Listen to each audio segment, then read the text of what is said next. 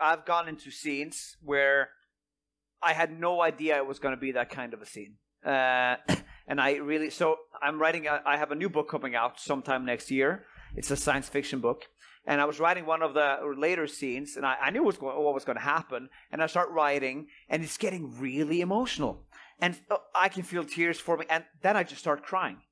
Like, I'm like, oh my God. And it's simply because I have some father figure issues. I don't have father issues with my dad. He's a great guy, but I have some father figure issues because he was never really around that. I saw him every second week when I was young. So I had this weird image of, who I had to be in front of my dad and everything.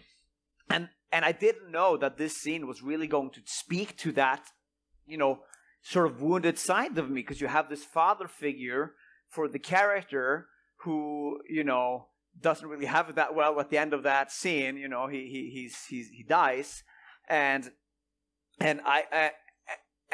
losing the father, and there you had this great protector and this great father figure who loses life, and the main protagonist it's calamity for him. And I could really, and it just hit me. And my girlfriend came in like, "Are you okay?" I'm like, "No, I'm picturing this thing that happened, and this character just did this," and I had no idea it was going to be like that. Like, I really didn't know that it was going to affect me that much. And the scene is fantastic because of it, because his emotions that he's feeling are my emotions that I would have felt to some extent. I didn't actually lose my father or a protector, but I felt like a sliver of it, and it was enough to get me to tears. So I think the moment really is better off for it, because I'm really living my stories.